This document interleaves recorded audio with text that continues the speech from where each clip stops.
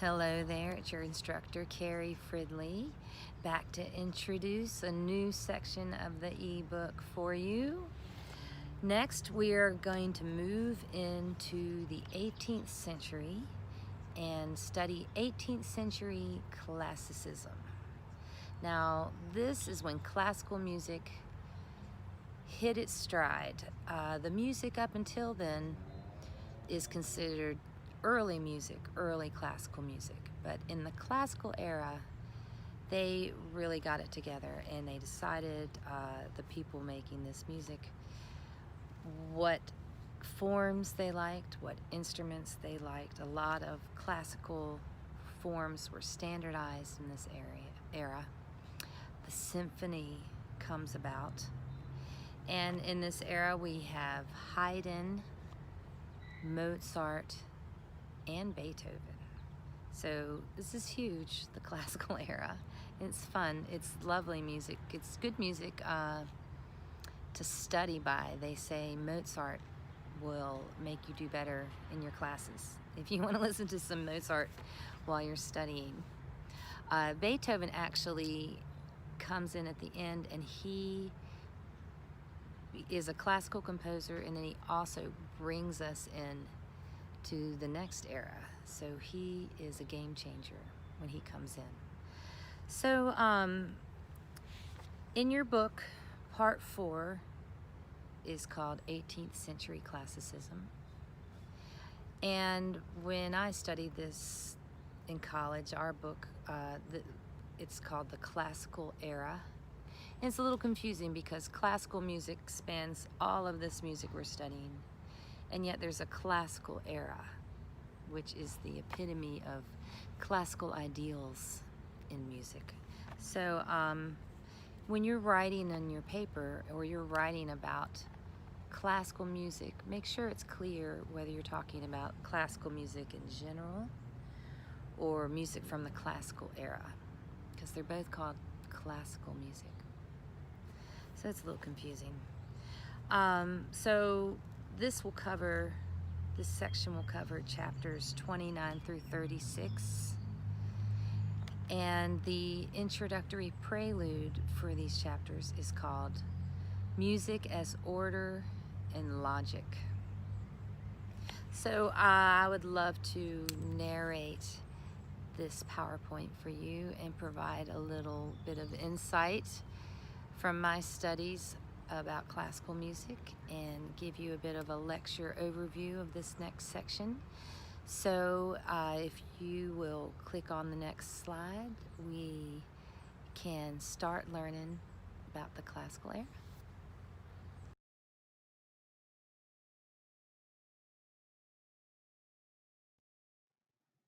This is a timeline for the classical era of the classical music timeline. In 1700, we have a new king of France. The reign of Louis XV begins. In 1732, George Washington is born, and also Joseph Haydn is born. He's an important composer during the classical era. 1741, the Baroque composer Antonio Vivaldi dies. 1751, Benjamin Franklin in America experiments with electricity. 1771, the first edition of Encyclopedia Britannica is published. And if you're not familiar with this is a collection of books. Usually each one is a letter of the alphabet, and it contains all the knowledge of the world. And you can look things up. It's in alphabetical order. And you can learn about things and cultures that you didn't know about before. In 1773, child prodigy Wolfgang Amadeus tours Europe and takes Europe by storm. He can play the violin and the harpsichord, and he also composes his own pieces. He started doing that at the age of 6. His father was his teacher and also his tour manager. He goes on to become maybe the most famous composer the world has ever known. 1775, the American Revolution begins. 1781, Haydn writes his string quartets, Opus 33, and that means it's the 33rd work in his collection of works, just chronologically, Opus 33. 1785, Friedrich von Schiller writes Ode to Joy, which you may be familiar with. Do do do do do do do do do do do do do do do. Famous German melody. 1789, the French Revolution begins. This is the age of revolutions in the classical era. 1791, Mozart dies, leaving his Requiem, his final composition, unfinished. His student actually finishes it for him after he's dead. 1801, Ludwig van Beethoven writes his Moonlight Sonata for the piano. 1804, Napoleon, crowned Emperor of France.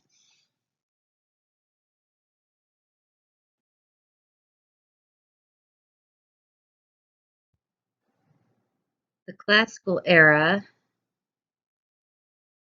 embodied the aesthetic of music as order and logic, and this is based on the Greek ideals of symmetry and proportion. So here is a picture to remind us of the Greek ideals of the Parthenon in Athens, 447 to 432 BCE. The architecture of ancient Greece embodied the ideals of order and harmonious proportions.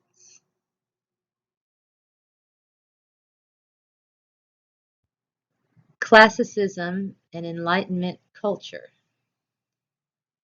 And this is roughly from 1750 to 1825. There's a strong rule of aristocratic sovereigns or leaders with hereditary right.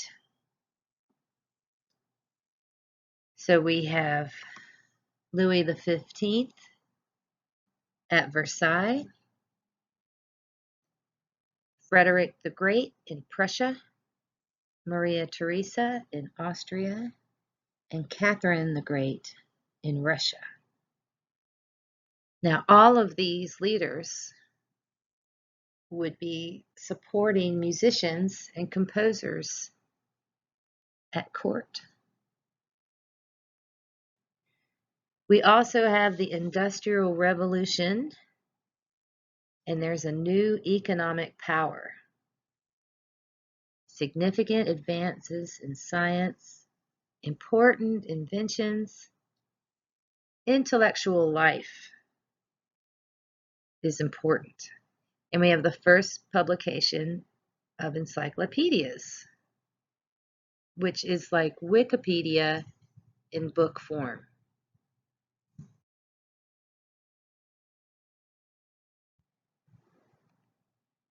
During this time period, we have the Age of Reason, or the Age of Enlightenment. And I think about this like these intellectuals, they think, we've got it. We can reasonably figure out the best way to be, the best societies we can have, how we can have the most harmonious existence as human beings. Social and political issues involve reason and science.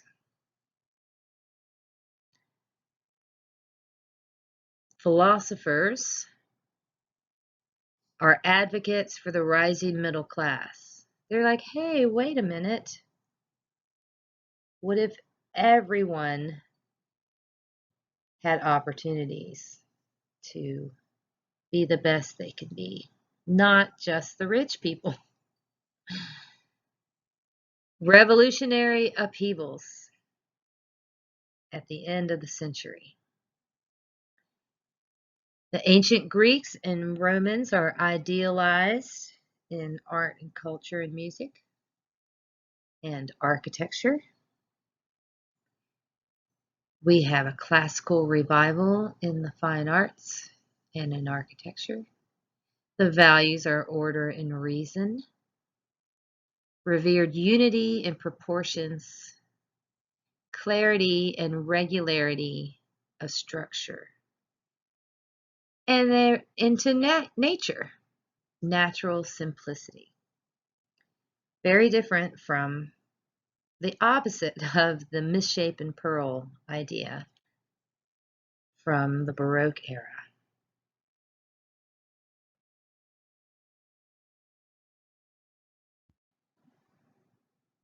Near the end of the classical era, we have the next era coming, these ideas dovetailing, starting near the end.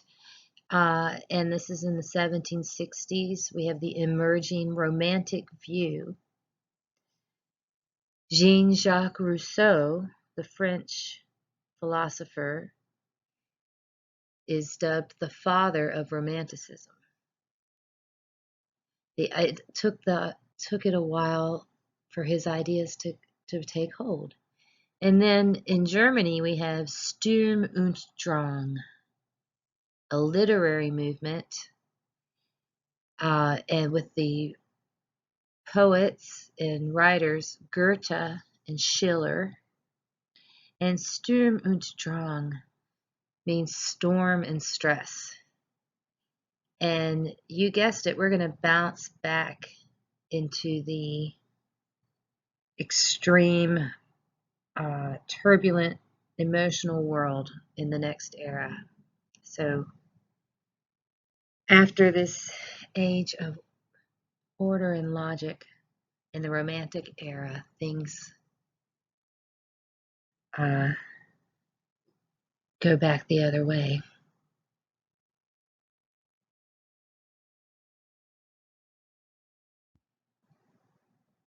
We have a picture here of Thomas Jefferson's design for the rotunda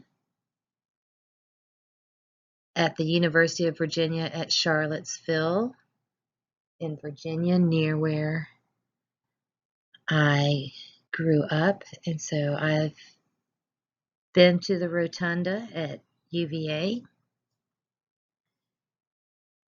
This was completed in 1826 and reflects Thomas Jefferson's admiration for classical architecture. So colonial times, early American architecture and music and style, classical style.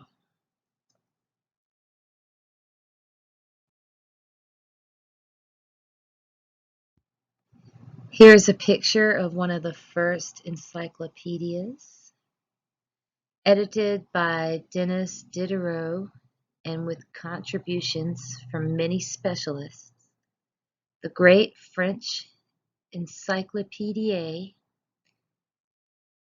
1751 to 72, sought to bring together knowledge from all over the world.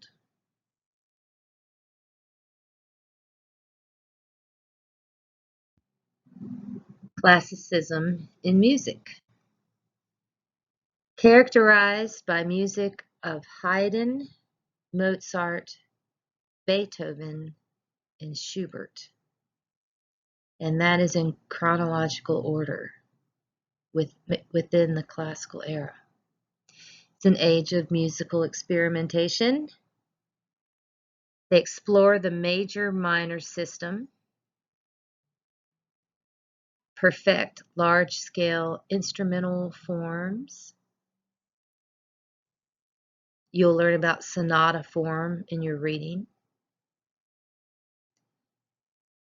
I'll briefly say, aesthetically, it's like you start out with a simple melody that you could go home singing or humming.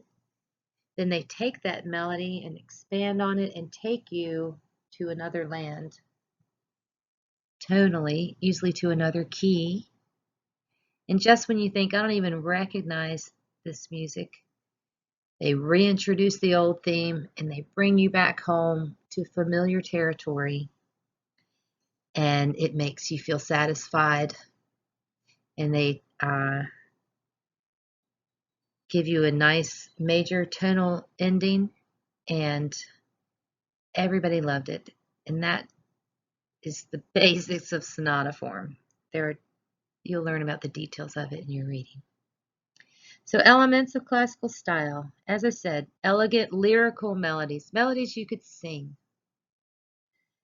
Symmetrical 4-bar phrases, clear-cut cadences, easy to remember, follows a pattern. Clarity, repetition, sequence, balanced structure.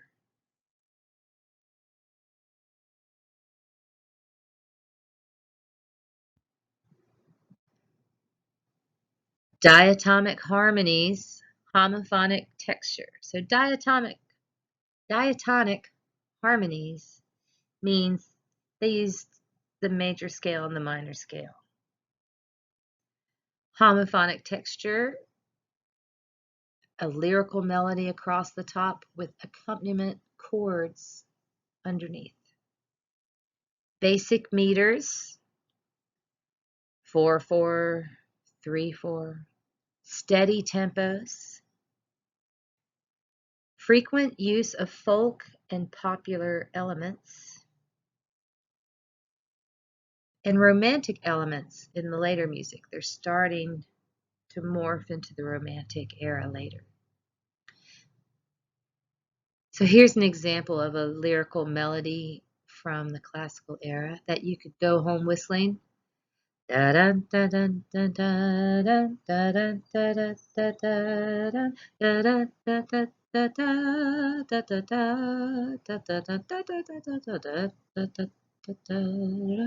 a little Mozart violin sonata that came into my head while I was telling you all about this music.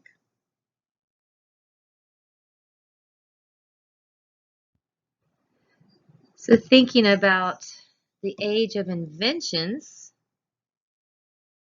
before electricity, we have these little machines from the classical era, and one of them was a music box. That's a classical era invention that you wind up. This is an automaton of a mandolin player built by P. Gaultier from the 18th century. I wish we could see what she does.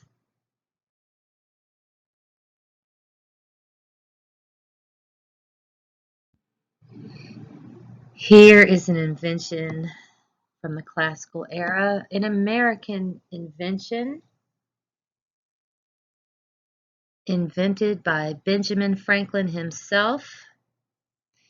If you've ever seen anyone play a wine glass where you dip your finger, it has to be fine crystal, and then you go around the top of the wine glass with your finger, and it makes an eerie sound.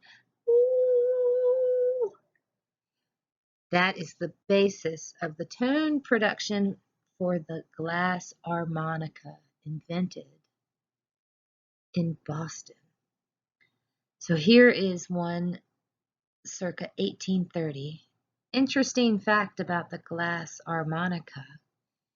It was said during this time that people would use the instrument to contact other realms and talk to the dead.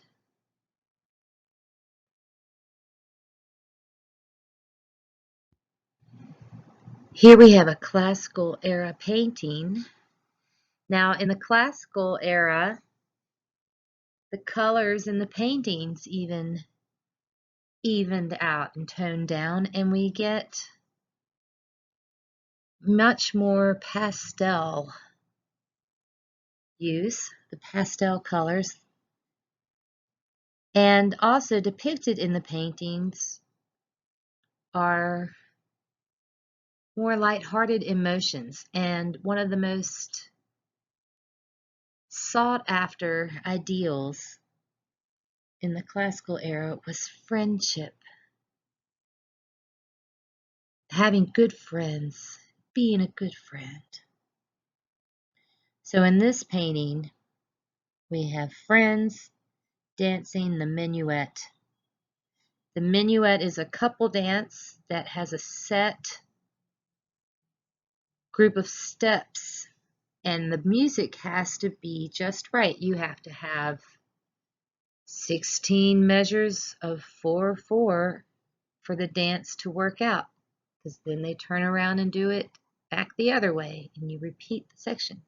So the minuet is also a musical form. The painting is called The Minuet Under an Oak Tree, 1787, by Francois Louis Joseph Watteau, who lived from 1758 to 1823. I just imagine everyone entertaining each other outside in the days before electricity, and what a different world it must have been. Dancing the minuet under an oak tree in 1787.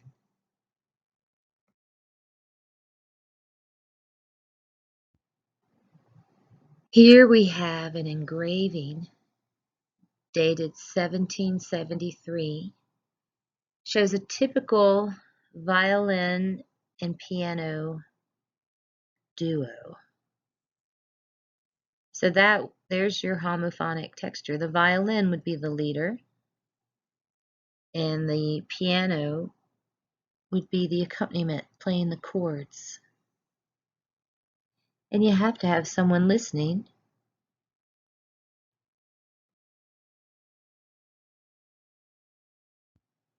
The patronage system.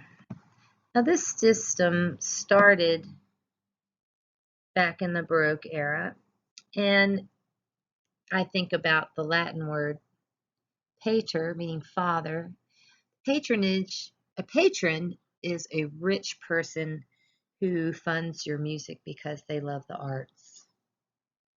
And during the classical era, all of the nobles, and especially the higher nobles at court,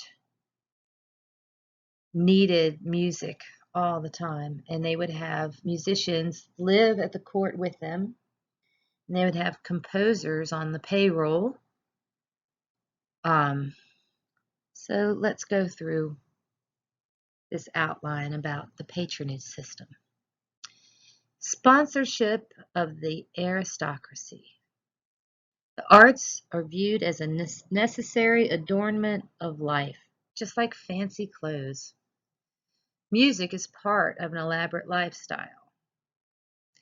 Thinking about today, you have to have your tunes when you're going out, or you have to go to the bands that you want to hear, or listen to the music that you like when you're leading your life.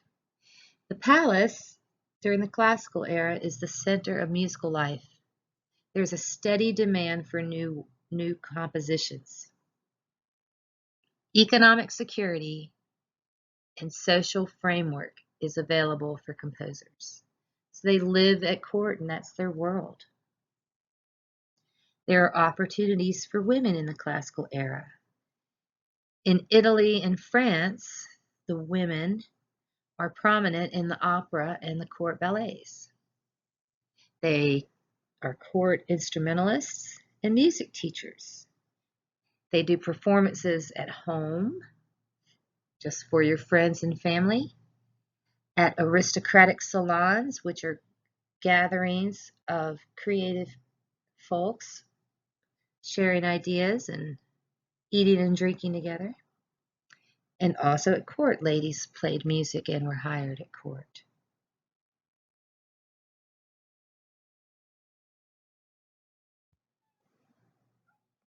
There are 2 female keyboard players associated with Mozart.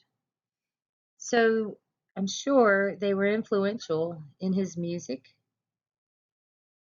His sister, Maria Anna Mozart, lived from 1751 to 1829. She toured extensively with him. She would have been his accompanist. And we have Maria Theresa von Paredes, 1759 to 1824, who was a friend of Mozart, and she was a blind composer who toured Europe.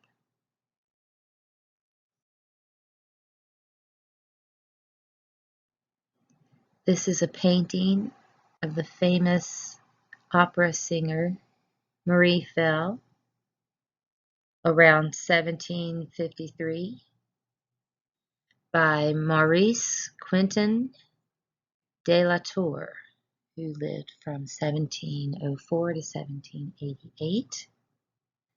You see the calm demeanor of the painting and the pastel colors and the beautiful angel.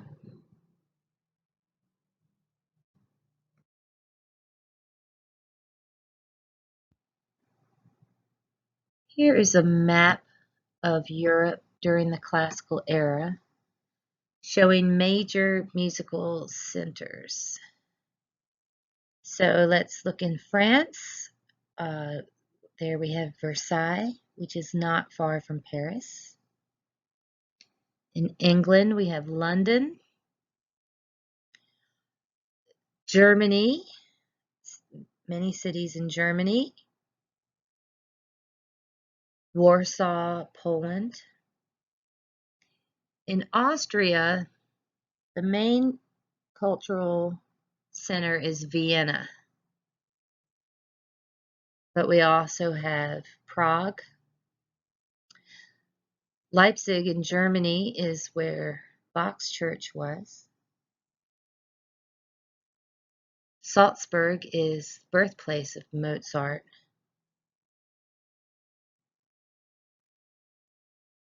And we have Hungary and Italy and Barcelona, Spain.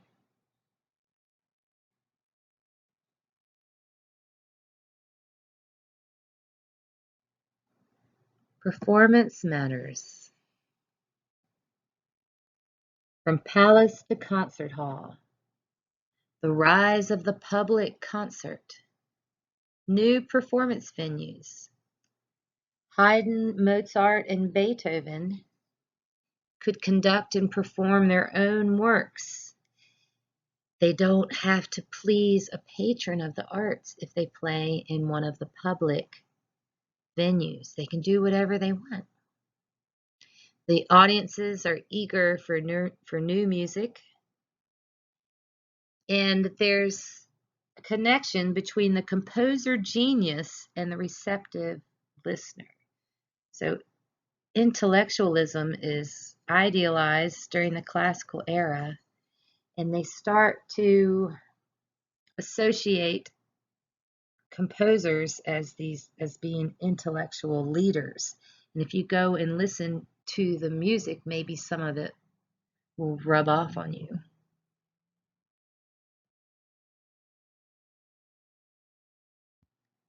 This is an oil painting on a wood panel attributed to Jean-Honoré Fragonard, 1732 to 1806, an aristocratic concert. We have a harp, a listener in the back there, a flute, and a natural horn.